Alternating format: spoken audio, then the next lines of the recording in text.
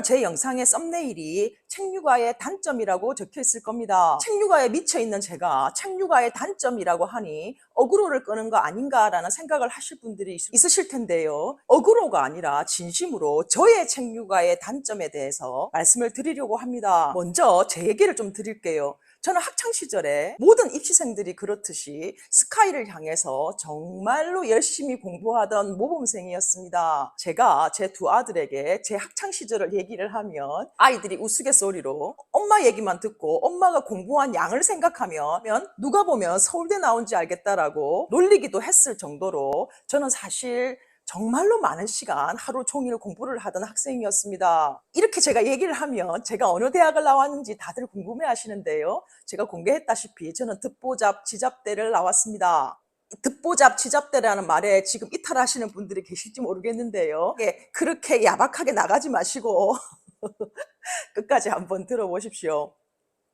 제가 열심히 공부했으나 결과는 좋지 않았습니다만, 그러나 제가 대학 이후에 사회생활을 하고 인생을 살아갈 때 그 학창시절에 제가 정말로 열심히 공부했던 그 애티튜드, 하고 싶은 것을 좀 미뤄놓고 참고 견디면서 인내하는 마음가짐, 긴 시간 엉덩이 붙이고 앉아서 공부를 해내려는 열정과 의지, 그리고 성실성, 이런 것들이 저의 온몸에 녹아 있어서 제가 직장 생활을 하든 사회생활을 하든 그리고 아이를 낳아서 책육아 또한 14년을 끌고 올 수 있었던 그 성실함은 학창시절에 공부를 통해서 얻은 큰 성과입니다. 그리고 제가 이 자리에 있게끔 해준 것이 블로그인데요. 제가 블로그를 운영한 지도 14년이라는 시간이 흘렀습니다. 블로그 때문에 책을 내게 됐고, 책을 통해서 강의를 하게 됐고, 이렇게 유튜브로도 당신을 만나고 있는 거지요. 그 블로그를 14년이라는 긴 시간 동안 또 성실하게 진행할 수 있었던 그 원동력도 학창시절에 공부를 통해서 얻은 너무나도 값진 저의 삶에 대한 태도지요. 저의 책육아의 단점을 얘기한다면서 왜 제 과거 이야기를 하느냐. 제가 두 아이에게 0세부터 초등학교 6학년 13세까지 그 어떤 학습도 제가 따로 시키지도 않았고 학원도 보내지 않았고, 그렇다고 해서 아이들이 저처럼 스스로 공부하지도 않았습니다. 그래서 오는 단점이 뭐냐면요, 성실하게 공부를 하는 능력이 부족한 것 같아요.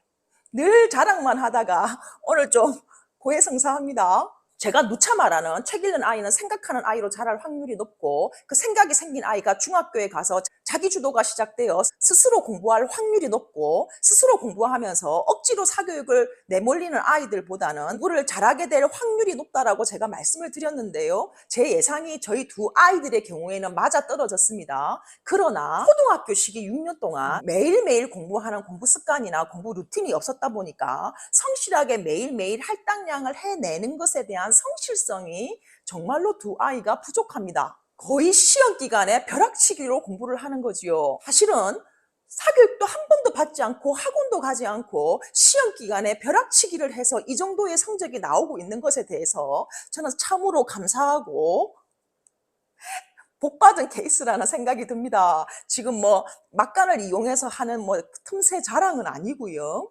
또 그렇다 보니까 시험 기간에 벼락치기로 공부를 해도 어느 정도의 점수가 나오니 또 그걸 믿고 또 성실하게 공부를 하지 않는 겁니다. 큰아이 같은 경우는 서울대가 지금 현재 목표지만 저렇게 불성실하게 공부해서 서울대를 간다면 진짜 책육아의 기적이다라고 저는 생각을 합니다. 그 정도로 지금 성실하게 공부를 하고 있지 않습니다.